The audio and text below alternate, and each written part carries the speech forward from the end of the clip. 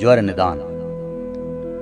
धन्वंतरी जी ने कहा, हे सुश्रुत, अब समस्त ज्वरों की विशेष जानकारी के लिए मैं ज्वर निदान को बताऊंगा। ज्वर रोगपति, पापमा, मृत्युराज, ओजोशन, अंतक, क्रुद्ध होकर दक्ष के यज्ञ को विध्वंस करने वाले रुद्र के तीसरे नयन से उत्पत्त संताप, मोहमय, संतापात्मा तथा अपचारज, इन विभिन्न नामों से नाना प्रकार की योनियों में विद्यमान रहता है। ये हाथियों में पाकल, अश्वों में अविताप, कुत्तों में अलर्क, मेघों में इंद्रमद, जल में नीलिका, औषधियों में ज्योति और भूखंडों में ऊषर नाम से रहता है। कफ ज्वर के लक्षण। कफ से उत्पन्न होने वाले ज्वर में हृदय में घबराहट, वमन, खांसी, शरीर में ठंडक तथा अंगों में सूजन हो जाती है। दोषों के प्रकोप काल में ज्वर की उत्पत्ति होने लगती है, पर ये पहले से जो उत्पन्न हो चुके हैं बढ़ाव पर आ जाते हैं।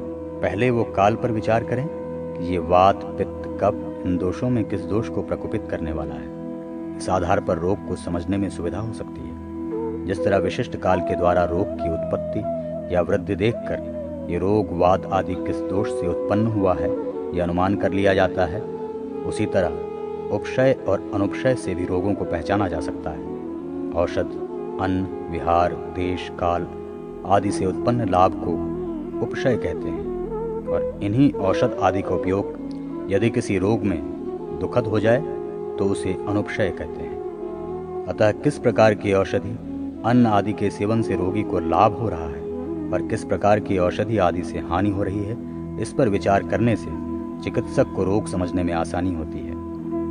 निदान प्रकरण में कहे गए किस औषधि और विहार के सेवन से अनुपक्षय होती है और किन पदार्थों के सेवन से उपक्षय होता है, ये देखकर दोषों का अनुमान किया जा सकता है। अरुचि, अपरिपाक, स्तंभ, आलस्य, हृदयदाह, विपाक, तंद्रा, वस्ति, विमर्दावनय, लार का गिरना, मन का भरा होना, भूख का न लगना, मुख की चिपचिपाहट, शरीर में श्वेतता होना, उष्णता का रहना, शरीर का भारी लगना, अधिक पेशाब का होना, शरीर की जीर्णता का विशेष भान होना तथा शरीर की कांति में मलिनता का आना, ये सभी आम ज्वर के लक्षण हैं। भूख का न लगना, शरीर का हल्का हो जाना, ये सामान्य ज्वर है। जब ज्वर में वात, पित्त तथा कफ तीनों दोष बराबर बढ़ते रहते हैं तो उसे परिपक्व अष्टाह ज्वर का लक्षण माना जाता है। दो दोषों के लक्षणों का संसर्ग होने पर तीन संसर्गज द्वंद्वज ज्वर होता है। वात पित्त ज्वर के लक्षण। सिर में वेदना, मूर्छा, वमन, शरीर प्रदाह, मोह, कंठ और मुख की शुष्कता, अरुचि, शरीर के पर्व पर्व में टूटन, अनिद्रा, मन में विभ्रम, रोमांच, जम्हाई एवं वात प्रकोप से त्वचा में शीतलता की अनुभूति का होना, ये सभी लक्षण वात और पित्त की प्रवृत्ति के कारण उत्पन्न हुए ज्वर से ग्रसित शरीर में दिखाई देते हैं। ज्वर, ताप की अल्पता, अरुचि, पर्व वेदना, सिर पीड़ा, बार बार थूकने की इच्छा, श्वास कष्ट और खांसी, चेहरे का रंग उड़ जाना, ठंडक लगना, आंखों के सामने दिन में ही अंधकार का छाया रहना और अनिद्रा का होना, ये सभी लक्षण कफ वात जनित ज्वर की पहचान कराते हैं। शरीर में अनियत शीतलता का अनुभव, स्तंभन, पसीने का आना, दाह का होना, प्यास का लगना और खांसी का आना, श्लेष्म एवं पित्त की प्रवृत्ति, मूर्छा, तंद्रावस्था में तथा मुख में कड़वापन का होना, ये सभी लक्षण श्लेष्म पित्त जन्य ज्वर के रूप का निर्धारण करते हैं। वात, पित्त और श्लेष्म प्रवृत्ति जन्य सभी लक्षणों के एक साथ सान्निपात ज्वर का आकलन होता है। ऐसी अवस्था में बार बार ये सभी लक्षण प्रकट होते रहते हैं। इस ज्वर काल में रोगी को ठंडक लगती है, दिन में महानिद्रा की स्थिति बनी रहती है, रात्रि में नींद नहीं आती या सदैव निद्रा ही रहती है अथवा निद्रा ही नहीं आती। रोगी को अधिक पसीना छूटता है अथवा पसीना ही नहीं आता। वो ऐसी अवस्था में गीत गाता है, नाचता है या हास्यादि की क्रियाओं को करता है। उसकी सामान्य प्रकृति पूर्ण बदली हुई होती है। नेत्र मलिन एवं आंसुओं से डबडबाए रहते हैं। आंखों की पलकों के किनारों पर लाली छाई रहती है और आंखें खुली रहती हैं अथवा मुंदी रहती हैं। शरीर की पिंडुली, पार्श्वभाग, सिर, संधि स्थान तथा हड्डी हड्डी में वेदना होती है और बुद्धि में भ्रम बना रहता है। दोनों कान ध्वनि एवं वेदना से व्याप्त रहते हैं। ये अत्याधिक ठंडे हो जाते हैं अथवा अत्याधिक गर्म हो जाते हैं। रोगी की जिह्वा जली हुई सी प्रतीत होती है, अर्थात कुछ लाल और कृष्ण वर्ण के मिश्रित भावों से युक्त तथा खुरदुरी हो जाती है। उसमें स्निग्धता नहीं रह जाती। संपूर्ण शरीर एवं उसके संधि स्थानों में भारीपन तथा शिथिलता आ जाती है। रोगी के मुख से रक्त पित्त मिश्रित थूक निकलता है, सिर लुढ़क जाता है, अत्यंत प्यास लगती है, शरीर के समस्त कोष्ठ प्रदेशों का वर्ण श्याम और रक्त हो जाता है, उन पर मंडलाकार धब्बे दिखाई पड़ने लगते हैं, हृदय में व्यथा होने लगती है, आंख, कान, नाक, गुदा आदि से निकलने वाले मल की प्रवृत्ति बढ़ जाती है अथवा अत्यंत कम हो जाती है, मुख में स्निग्धता, बल की क्षीणता, स्वरभंग, ओजक्षय तथा प्रलाप की स्थिति उत्पन्न होने लगती है। दोषपाक अर्थात वात, पित्त और कफ की वृद्धि शरीर के अंदर ही अंदर पक जाती है। इससे शरीर की सामान्य गति में अवरोध आ जाता है, कंठ घरघराने लगता है, शरीर में तंद्रा की अवस्था रहती है और कंठ से अव्यक्त शब्द निकलने लगते हैं। ऐसे लक्षणों से युक्त रोग शरीर में अपना स्थान बना लेता है, उसको बलवीर विनाशक अभिन्यास सन्निपात नामक ज्वर कहना चाहिए। इस सन्निपातिक ज्वर में वायु विकार के कारण कंठ में अवरोध उत्पन्न होने से पित्त आभ्यंतर भाग में पीड़ा पहुंचाने लगता है और विशेष मार्ग नाक आदि से सुखपूर्वक बिना प्रयास के ही बाहर निकलने लगता है। उसी पित्त प्रभाव के कारण नेत्र हल्दी के समान पीले पड़ जाते हैं। वात, पित्त तथा कफजन्य दोष के बढ़ जाने पर जब शरीर में विद्यमान अग्नि तत्व विनष्ट हो जाता है तो उस समय वो अपने संपूर्ण लक्षणों से युक्त रहता है। ये सन्निपात ज्वर असाध्य है, इस पर बड़ी ही कठिनता से अधिकार प्राप्त किया जा सकता है। इस सन्निपात का एक अन्य रूप भी है, जिसमें पित्त पृथक भाव से स्थित रहता है। ऐसे ज्वर में त्वचा और कोष्ठ के अंदर दाह होता है अथवा ये स्थिति इस ज्वरोत्पत्ति के पहले भी शरीर में हो सकती है। उसी प्रकार जब वात और पित्त की प्रवृत्ति शरीर में बढ़ने लगती है उस समय भी ये सन्निपात ज्वर होता है। उस काल में शीत और दाह का प्रकोप शरीर पर होता है, उनसे मुक्ति प्राप्त करना प्राणी के लिए अत्यंत कठिन है। शीत का प्रभाव शरीर पर पहले होने से पित्त के कारण मुख से निकलता कफ और भी सूख जाता है। पित्त के शांत होने पर मूर्छा, मद और तृष्णा होती है। अंत में क्रमशः रोगी को तंद्रा और आलस्य आ जाता है तथा अम्ल वमन होता है। आगंतु ज्वर का लक्षण अभिघात, अभिसंग, शाप तथा अभिचार कर्म से होने वाले 4 प्रकार के ज्वर को आगंतु ज्वर माना गया है। दाह आदि के कारण शरीर में जब पसीना छूटता है तो उसको अभिघातक ज्वर कहा जाता है।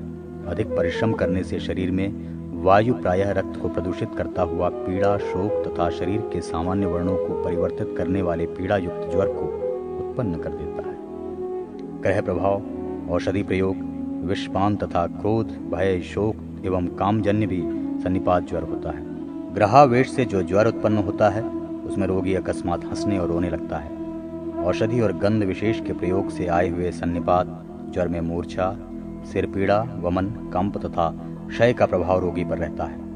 विषपान से मूर्छा, अतिसार, पीलापन, दाह और मस्तिष्क भ्रांति के लक्षण रोगी में प्रस्पष्ट होने लगते हैं। क्रोधजन्य सन्निपात में शरीर कांपने लगता है, मस्तिष्क में पीड़ा होती है।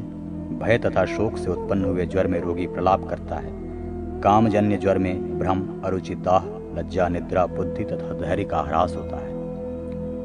सन्निपातिक ग्रहावेशादि के कारण उत्पन्न हुए ज्वर और आगंतुक रूप आदि रूपजन्य ज्वर में वायु का प्रकोप ही प्रभावी रहता है। कोपजन्य ज्वर के कारण रोगी में पित्त प्रकोपित होता है। शाप तथा अभिचार कर्म के कारण जो ये 2 सन्निपात ज्वर प्राणी में आते हैं, ये दोनों अत्यंत भयंकर होते हैं। इन दोनों ज्वरों को सहन करना रोगी के लिए अतिशय कठिन है। अभिचारजन्य ज्वर तांत्रिकों के द्वारा प्रयुक्त मंत्रों से शरीर में आता है। इसमें मंत्र प्रभाव के कारण उत्पन्न किए गए असह्य कष्टों से प्राणी संतप्त होता रहता है। इसी अभिचार मंत्र के द्वारा इसकी पूर्वावस्था की जानकारी करनी चाहिए, तत्पश्चात शरीर पर विचार करना अपेक्षित है। उसके बाद रोगी में उठे हुए संताप से विस्फोट तथा दिग्भ्रमित दाह, मूर्छा, चेतना आदि से ज्वर का परीक्षण करना उचित होता है। अन्यथा उस रोगी में सर्वप्रथम प्रदाह और मूर्छा का प्रकोप होता है, उसके बाद ज्वर प्रतिदिन बढ़ता रहता है। इस प्रकार संक्षेप में 8 प्रकार का ज्वर देखा गया, किंतु वो विभिन्न प्रकार का होता है, यथा शारीरिक, मानसिक, सौम्य, तीक्ष्ण, अंतर्बाह्य, प्राकृत, वैकृत, साध्य, असाध्य, सामज्वर और निराम ज्वर इसके विविध रूप हैं। ज्वर होने पर प्रथम शरीर में शारीरिक, मन में मानसिक ज्वर आने पर पहले मन में अनंतर शरीर में ताप होता है। प्राकृतिक वायु के बाह्य प्रभाव से नाक, कान तथा मुंह आदि के द्वारा जो वायु ग्रहण की जाती है उसके कारण कफ मिश्रित होता है, तब शरीर में शीत बढ़ जाता है। पित्त मिश्रित शरीर होने पर शरीर में दाह होता है। कफ तथा पित्त दोनों की मिश्रित अवस्था में शीत और दाह का मिश्रित प्रभाव पड़ता है। इसलिए वात कफ ज्वर सौम्य तथा वात पित्त ज्वर तीक्ष्ण होता है। अंतराश्रय ज्वर में अंतर्विकार अधिक होते हैं तथा तीव्र दाह और मल मूत्रादि का विबंध होता है। बहिराश्रय ज्वर में केवल बाहरी ताप होता है, इसमें तीव्र दाह और मल आदि की विबंधता नहीं होती। इसलिए बहिराश्रय ज्वर सुख साध्य और अंतराश्रय ज्वर दोषाध्य होता है। वर्षा, शरद तथा वसंत ऋतुओं में वात पित्त और कफ के प्रभाव से जो ज्वर उत्पन्न होता है उसे प्राकृत ज्वर कहा जाता है, वो साध्य है। इस व्याकृत ज्वर का जो विपरीत रूप है वो दोषाध्य माना गया है। प्राकृतिक ज्वर प्रायः वायु दोष के कारण होता है, ये भी दोषाध्य है। वायु वर्षा काल में दोषयुक्त हो जाती है, उसके प्रभाव के कारण पित्त एवं कफ से समन्वित ज्वर प्राणियों में होता है। शरद काल में पित्त दोषजन्य ज्वर की उत्पत्ति होती है। इस काल में पित्त दोष का अनुगमन कफ करता है, इसलिए इस काल में ज्वर में पित्त एवं कफ दोनों मिलकर रोगी को कष्ट देते हैं। इस प्राकृतिक ज्वर से मुक्ति प्राप्त करने के लिए भोजन न करने से रोगी को किसी अन्य रोग का भय नहीं रहता है। वसंत काल में कफ कुपित होकर ज्वर उत्पन्न करता है, उसके पीछे ही वात एवं पित्त के दोष भी लगे रहते हैं। इस ज्वर में उपवास से हानि हो सकती है। यदि रोगी बलवान हो और ज्वर अल्प दोष से उत्पन्न हुआ हो तथा कासादि दोष उपद्रवों से रहित हो तो सुख साध्य होता है। जैसे रोगी को जैसा ज्वर असाध्य होता है वो पहले बताया गया है। इसका उपद्रव हो जाने पर रोगी में चिड़चिड़ापन, मंदाग्नि, बहुमूत्रता, अरुचि, अजीर्ण तथा भूख न लगने के लक्षण उभर आते हैं। यही साम ज्वर है। तेज ज्वर होने पर अधिक प्यास, प्रलाप, श्वास तथा चक्कर आता है। नाक, कान, मुंह तथा गुदा भाग से मल निकलने की गति तेज होती है। उतक्लेश होता है, जिससे रोगी को कष्ट होता है। ये पच्यमान ज्वर का लक्षण है। साम ज्वर से विपरीत लक्षण होने पर 7 दिन का लंघन करना चाहिए, क्योंकि 8वें दिन ज्वर निराम हो जाता है। मल, काल तथा बलाबल के कारण ज्वर 5 प्रकार का कहा गया है, यथा निरंतर विद्यमान रहने वाला, सततवाही ज्वर, दूसरे दिन तक रहने वाला ज्वर, तीसरे और चौथे दिन 4 दिन तक रहने वाला। विशेषतः ये ज्वर सन्निपात से ही होते हैं। इस ज्वर में धातु, मूत्र और विष्ठा को शरीर से बाहर निकालने वाले मार्ग मलव्यापी हो जाते हैं। इस समय वे सभी दूषित होकर एक समान ही संपूर्ण शरीर को संतप्त करते हैं तथा दूषित पदार्थों, देश, ऋतु और प्रकृति द्वारा बढ़कर और बलवान, भारी तथा स्तब्ध होकर रसादि के आश्रित हो जाते हैं तथा प्रतिद्वंदिता से रहित होकर वातादि दोष दुसह संतत ज्वर को उत्पन्न करते हैं। अनल धर्म ज्वर की गर्मी कभी मल और कभी धातुओं का शीघ्र ही क्षय कर देते हैं। मल और धातुओं के क्षय के कारण से रसादि सप्त, धातु, मल, मूत्र और तीनों दोष, इन 12 पदार्थों को ज्वर की ऊष्मा, सर्वाकार, निःशेष करके कफ की अधिकता से उत्पन्न हुआ यह संतत ज्वर 7, 10 या 12 दिन में या तो रोगी को छोड़ देता है या मार डालता है। यह अग्निवेश का मत है। इस विषय में हारीत का ये मत है कि रोगी की निरोगता तथा मृत्यु के लिए 14, 18 तथा 22 दिन तक त्रिदोष की मर्यादा होती है। धातुजन्य शुद्धता अथवा अशुद्धता के कारण ये संतत ज्वर प्राणी के शरीर में अधिक समय तक भी अवस्थित रह सकता है। दुर्बल तथा व्याधि मुक्त रोगी के मिथ्याहारादि सेवन से शरीर में प्रविष्ट अल्प दोष भी अन्य दूसरे दोषों से शक्ति ग्रहण कर महाबलवान हो जाते हैं। इस उपचार या पथ्य के कारण ज्वर बढ़ता और घटता है, उसे प्रत्यनीक कहते हैं। ये ज्वर विक्षेप, क्षय तथा वृद्धि से युक्त रहता है। उपर्युक्त मिथ्याहार का सेवन करने वाले मनुष्य के देह में वातादि दोषों में से कोई सा बलवान दोष अपने प्रकोप काल में संतत आदि ज्वर उत्पन्न करता है, परंतु ये तभी संभव है जब उसे अपने पक्ष के किसी रसादि दूषित पदार्थ से सहायता मिले। सहायता न मिलने पर वो बलहीन होकर क्षीण हो जाता है। क्षीण हो रहे दोष से युक्त ज्वर सूक्ष्म होता है, जो शरीर के अंदर विद्यमान रसादिक सप्त धातुओं में ही लीन रहता है। रस आदि में सूक्ष्म भाव के विद्यमान रहने के कारण वो ज्वर शरीर में कृशता, विवर्णता और जड़तादि को उत्पन्न कर देता है। रसवाही स्रोतों के मुख खुले होने के कारण ज्वर को उत्पन्न करने वाले दोष उन स्रोतों में प्रविष्ट होकर संपूर्ण शरीर में व्याप्त हो जाते हैं। इस कारण संतत ज्वर निरंतर रहता है और उक्त हेतु के विपरीत होने पर संपूर्ण स्रोत दूरवर्ती सूक्ष्म मुख वाले होते हैं। इसलिए ज्वर को उत्पन्न करने वाले दोष विलंब में प्रविष्ट होते हैं, अर्थात संपूर्ण देह में फैलने नहीं पाते। इसलिए वे छिन्न काल में सततादि ज्वर को उत्पन्न करते हैं। अतः सततादि ज्वर संतत ज्वर से विपरीत होता है। विषम संज्ञक ज्वर का प्रारंभ क्रिया और काल विषम होता है तथा यह ज्वर दीर्घ कालानुबंधी होता है। प्रायः रक्ताश्रित दोष सतत ज्वर को उत्पन्न करता है। यह ज्वर अहोरात्र में 2 बार होता है, अर्थात दिन में 1 बार, रात में 1 बार, अथवा कभी दिन में 2 बार, रात में 2 बार। जब दोष मांसवाही नाड़ी में आश्रित होकर अन्येद्यु नामक विषम ज्वर को उत्पन्न करता है, तब यह दिन रात में 1 बार होता है। उसी ज्वर के प्रभाव में जब मांसवाही एवं मेदावाही नाड़ियां भी प्रकोपित दोष के संसर्ग में आ जाती हैं, वो लक्षण तृतीयक ज्वर के अंतर्गत मान लिया जाता है। तृतीयक ज्वर 3 प्रकार का होता है: वात पित्ताधिक्य, कफ पित्ताधिक्य और वात कफाधिक्य। प्रथम दिन पित्त और वायु के प्रकोपित होने से ज्वर मस्तक का ग्राही हो जाता है। दूसरे दिन कफ तथा पित्त के प्रकोप से वह रीढ़ की हड्डी में प्रविष्ट हो जाता है और तीसरे दिन वायु एवं कफ से दूषित होने से वह ज्वर संपूर्ण पीठ पर अधिकार कर लेता है। अर्थात पित्त और वायु के प्रकोपित होने से ज्वर प्रभाव के कारण पहले दिन रोगी का मस्तक जलने लगता है और उसमें पीड़ा होती है। दूसरे दिन कफ तथा पित्त के प्रकोपित होने से रीढ़ की हड्डी में दर्द होता है। तीसरे दिन वायु एवं कफ के दोषजन्य प्रभाव के बढ़ने से रोगी को ताप तो होता ही है, किंतु उसकी समस्त पीठ में पीड़ा होती है। यह ज्वर एक एक दिन का अंतराल छोड़कर शरीर के तीनों भागों को प्रभावित करता है, इसलिए इसको एकाहंतर नाम से स्वीकार किया गया है। वात, पित्त और कफजन्य दोष के कारण शरीर के अंदर अधिक बनने वाले मल के द्वारा ज्वर जब मेदा, मज्जा, हड्डी तथा अन्य स्थितियों में पहुंच जाता है, तब उसको चतुर्थक ज्वर कहा जाता है। लौकिक भाषा में इसी को लोग चौथिया बुखार कहते हैं। जब यही ज्वर मज्जा भाग में प्रविष्ट होता है तो यह दूसरे प्रकार का हो जाता है और इसका प्रभाव भी शरीर पर दूसरी रीति से पड़ता है। वायवाधिक्य से सिर में वेदना होती है, कफाधिक्य से जंघा में प्रारंभ होती है। उक्त सिर एवं जंघा में वेदना होकर ही ज्वर चढ़ता है। तदनंतर वो अस्थि एवं मज्जा में जाकर अवस्थित होता है। इसी कारण इसको चतुर्थक ज्वर का विपर्याय रूप माना जाता है।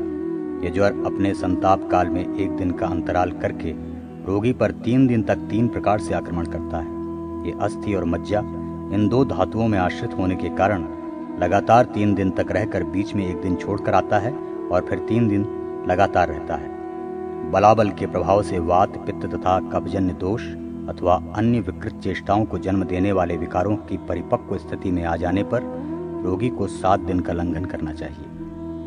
इसी तरह जिस जिस समय रजोगुण और तमोगुण के कारण मानस दोष और मानस कार्यबल का बलाबल होता है, उसी समय में ये सततादि ज्वर उत्पन्न होकर चढ़ता उतरता रहता है। उस प्रत्येक काल में रोगी के कर्म का प्रभाव दिखाई देता है। सन्निपात के द्वारा संभूत कारण से गंभीर धातुओं में समाहित दोषों की प्रबलता होने पर यह चतुर्थक ज्वर अत्यंत कठिन चिकित्सा की उपेक्षा करने लगता है, अर्थात ज्वर का शमन चिकित्सक के लिए दुस्साध्य हो जाता है। दूरतम देश, काल और अवस्था के अनुसार सूक्ष्माति सूक्ष्म रूप से ज्वर का शरीर में जो संक्रमण होता है, रक्ताधिक मार्ग में जो दोष बहुत समय पहले से धीरे धीरे अल्प मात्रा में प्रभावी होता है, वो संपूर्ण शरीर में व्याप्त नहीं होता। अतएव 1 दिन शरीर पर अपना पूर्ण अधिकार कर लेता है और उसी दोष के कारण वो ज्वर प्राणी में संताप आदि के कष्टों को उत्पन्न करता है। अतः प्राणी को प्रयत्न पूर्वक यथोपचार से उस ज्वर का विनाश कर देना चाहिए, अन्यथा वो असाध्य हो जाता है। ज्वर का सामान्य लक्षण तो यही है कि वो शरीर में ताप से युक्त होकर अनुभूत होता है। विषम गति से प्रारंभ होने वाला ज्वर विषम कहा जाता है। ये विषम ज्वर मध्य रात्रि काल तक अपने पूर्ण वेग में रहता है। उसके बाद उसकी गति और शक्ति दोनों मंद हो जाती है। उसी काल के अनुसार वो शरीर के रसादि पर अपने दोष का प्रभाव डालता है और धीरे धीरे निष्प्रभावी होता है। ऐसा प्रकोपित दोष प्राणी को अधिकतम समय तक अस्वस्थ रखता है। जैसे भूमि में जल से सिंचित बीज अंकुरण के लिए समय की प्रतीक्षा नहीं करता, वैसे ही दोष का बीज रूप स्वयं को शरीर में प्रकट करने के लिए समय की प्रतीक्षा नहीं करता। जिस प्रकार विष वेग पूर्वक शरीर के आमाशय में जाकर बलवान होकर क्रुद्ध हो उठता है, उसी प्रकार शरीर में स्थित दोष भी यथा समय शक्ति संपन्न होकर स्वास्थ्य पर क्रोध करता है। इसी प्रकार सततादि ज्वर भी शरीर में विषम भाव को प्राप्त कर लेते हैं। अधिक कष्ट का होना, शरीर का भारी लगना, दीनता, अंगभंग, जम्भाई, अरुचि, वमन और श्वास का फूलना आदि ये दोष सभी रसगत ज्वर होते हैं। जब ज्वर रक्तगत संश्रित होता है तो उस अवस्था में रोगी को रक्त का वमन, प्यास, रूक्षता, उष्णता, शरीर पर छोटी छोटी पीड़िकाओं का निकलना, दाह, लालिमा, भ्रम, मद तथा प्रलाप का उपद्रव होता है। मांस और मेदा में ज्वर के संश्रित होने पर तृष्णा, ग्लानि, कांति मंदता, अंतर्दाह, भ्रम, अंधकार दर्शन, दुर्गंध, गात्र विक्षेप का दोष उत्पन्न हो जाता है। ज्वर के अस्थिगत होने पर पसीना, अधिक प्यास, वमन, दुर्गंधि की प्रतीति, चिड़चिड़ापन, प्रलाप, ग्लानि तथा अरुचि एवं हड्डियों में तोड़ने जैसी पीड़ा होती है। ज्वर के मज्जागत हो जाने पर उक्त दोष तो होते ही हैं, उसके अतिरिक्त श्वास, अंग विक्षेप, अस्पष्ट ध्वनि, बाह्य शीतलता और हिचकी के दोष की प्रवृत्ति बढ़ जाती है। शुक्र में दोष के संश्रित होने पर रोगी को दिन में ही अंधकार दिखाई देता है। शरीर के मर्मों में छेदने जैसी पीड़ा होती है। जननेंद्रिय के स्तब्ध होने पर निरंतर उससे वीर्य बहता रहता है। प्रायः ऐसी अवस्था में शुक्रगत हो जाने पर रोगी की मृत्यु होती है। वस्तुतः रस, रक्त, मांस, मेद तथा मज्जागत ये पांचों ज्वर उत्तरोत्तर दोषाध्य होते हैं। मंद ज्वर होने पर संपूर्ण शरीर कफ द्वारा भारीपन के दोष से संलिप्त रहता है। रोगी प्रलाप करता है, उसको भी शीतलता की अनुभूति होती है तथा उसके सभी अंग शिथिल हो जाते हैं। जब शरीर में नित्य ही मंद ज्वर होता है तो शरीर में सूखापन रहता है। रोगी शीतलता का अनुभव करता है और शरीर में दुर्बलता आ जाती है तथा श्लेष्मा की अधिकता हो जाती है। जिस ज्वर में शरीर हल्दी के वर्ण का हो जाता है और पेशाब भी पीला हो जाता है उसको हरिद्रक ज्वर कहा जाता है। ये यम के समान मारने वाला होता है। जिसके शरीर में कफ और वात समान रूप से रहते हैं तथा पित्त की कमी होती है, उसमें यह ज्वर दिन में मंद वेग एवं रात्रि में तेज हो जाता है तथा इसे रात्रि ज्वर कहते हैं। व्यायाम के कारण दिवाकर के शक्ति संचय न करने से जब रोगी का शरीर शुष्क हो जाता है तो वात की अधिकता के कारण रोगी के शरीर में सदा रात में ज्वर रहता है। उसे पौर्व रात्रिक ज्वर कहा जाता है। इस ज्वर में श्लेष्मा पित्त के नीचे आमाशय में स्थित रहने पर आत्मस्थ होकर रोगी का आधा शरीर शीतल और आधा उष्ण रहता है। ज्वर के समय रोगी के शरीर में जब पित्त परिव्याप्त रहता है तथा श्लेष्मा अंत में स्थित रहता है, इसलिए उसका शरीर उष्ण और हाथ पैर ठंडे रहते हैं। रस और रक्त में आश्रित तथा मांस एवं मेदा में स्थित ज्वर साध्य है। हड्डी और मज्जा में स्थित ज्वर कष्ट साध्य है। ज्वर जिस जिस अंग में रहता है उसे कांतिहीन कर देता है। इस ज्वर में रोगी संज्ञाहीन, ज्वर के वेग से आर्त और क्रोधयुक्त रहता है। रोगी सदा दोष समन्वित उष्ण मल का वेग पूर्वक परित्याग करता है। ज्वर के शांत होने पर शरीर लघु हो जाता है, थकान, मोह और संताप दूर हो जाता है। मुख में छाले पड़ जाते हैं, इंद्रियों में निर्मलता आ जाती है, पीड़ा नहीं रहती, शरीर में उचित पसीना छूटता है, भूख लगती है, मन स्वस्थ तथा प्रसन्न हो जाता है, अन्न ग्रहण की इच्छा होने लगती है तथा सिर में खुजलाहट होती है। रक्त पित्त निदान। धन्वंतरी जी ने कहा, हे सुश्रुत, अब इसके बाद मैं रक्त पित्त के निदान का विधिवत वर्णन करता हूँ। अत्यंत उष्ण, तिक्त, कटु, अम्ल, नमक आदि जो पेट से विशेष प्रकार का दाह उत्पन्न करने वाले पदार्थ हैं और कोदो, उद्दालक आदि गरिष्ठ अन्न से बने भोजन हैं तथा अन्य पित्तवर्धक शाक पात हैं, उन सभी का अधिक सेवन करने से शरीर में पूर्व से स्थित पित्तात्मक द्रव्य कुपित हो उठता है और परस्पर में मिलकर वो रक्त पर दूषित प्रभाव डालता है, जिससे शरीर का रक्त दूषित हो जाता है। उन्हीं भोज्य एवं पेय पदार्थों के प्रभाव से पित्त और रक्त एक सा रूप धारण करके संपूर्ण शरीर पर अधिकार कर लेते हैं। संसर्ग दोष के कारण विकृत हुए रक्त, पित्त, गंध, वर्ण तथा दोष प्रवृत्ति में एक अनुरूपता होने पर उसको रक्त नाम से ही जाना जाता है। वो दूषित रक्त प्लीहा तथा यकृत भाग वाले कोष्ठ से उत्पन्न होता है, इस कारण उसका नाम रक्त पित्त है। रक्त पित्त का दोष निम्नलिखित उपद्रवों से जाना जा सकता है: मस्तिष्क में भारीपन, अरुचि, शीतल पदार्थों के सेवन की इच्छा, कंठ से धूम निकलने का आभास तथा अम्लता युक्त डकारों का आना, वमन में दुर्गंध, खांसी, श्वास, भ्रम, थकान, लोहा, रक्त तथा मछली की सी गंध, स्वर में क्षीणता, नयनादि अंकों में लाली, हल्दी की तरह पीलापन अथवा हरापन होना, नीले, लाल और पीले रंग में भेद का ना मालूम होना और स्वप्न में भी लाल रंग दिखाई देना, ये लक्षण रक्त पित्त रोग होने वालों में पाए जाते हैं। रक्त पित्त 3 प्रकार का होता है: ऊर्ध्वगामी, अधोगामी और उभयगामी। इनमें से ऊर्ध्वगामी रक्तपित्त दोनों नाक के छिद्रों तथा आँखों, कानों और मुख इन 7 द्वारों से निकलता है। अधोगामी कुपित रक्त मूत्रेंद्रिय, योनि और गुदा से निकलता है और उभयगामी रक्तपित्त समस्त रोमकूपों एवं पूर्वोक्त 10 द्वारों से निकलता है। ऊर्ध्वगामी साध रक्तपित्त कफ की अधिकता से निकलता है, इसलिए इसका साधन विरेचन है। पित्त शांति की बहुत सी औषधियाँ हैं, उनमें सबसे प्रधान विरेचन है तथा रक्तपित्त का अनुबंधी कफ होता है और कफ की औषधि भी विरेचन ही है। फांट आदि कषाय मधुर रसयुक्त होने पर भी रोगनाशक होने के कारण वात आदि के दोष से रहित कफ वाले रोगी के लिए हितकारी होते हैं। ऐसी स्थिति में कटु, तिक्त और कषाय द्रव्य जो स्वभाव से ही कफ का नाश करने वाले होते हैं, ये अत्यंत लाभप्रद होते हैं। अधोगामी रक्तपित्त वात से उत्पन्न होने के कारण याप्य होता है, यानी साध्य होता है। इसकी चिकित्सा वमन है। पित्त की चिकित्सा अल्प होने के कारण वमन से श्रेष्ठ औषधि नहीं है। रक्त पित्त का अनुबंधी वात है, इसलिए वमन वात का शमन नहीं करता। इसलिए रक्त पित्त दोष में मधुर काषाय ही हितकारी होता है। शरीर में कफ तथा वायु के संश्लिष्ट होने पर रक्त पित्त जनित उभयगामी रक्त पित्त असाध्य हो जाता है। प्रतिलोम होने और औषधि से असाध्य होने के कारण ये रोग असह्य होता है। प्रतिलोम होने के कारण इस दोष का कोई प्रतिकार नहीं है। रक्त पित्त रोग में शोध प्रतिलोम उपाय ही बतलाया गया है। रोग का इसी तरह से संशोधन और उपशमन संभव है। वात, पित्त तथा कफ आदि दोषों के एक दूसरे दोष में संश्लिष्ट हो जाने पर सब प्रकार से शमन औषधि हितकारी होती है। इस रोग से रक्षा करने में शिरावेद परीक्षण विधि दिखाई देती है। वस्तुतः ऐसे दोषों में होने वाले उपद्रव विकार को लक्ष्य करके ही शरीर पर प्रभावी होते हैं। अतः रोगी के शरीर में दृष्टिगत उपद्रवों से अन्य विकार न उत्पन्न हो, उसके पूर्व ही उनका शमन तथा परीक्षण करा लेना चाहिए।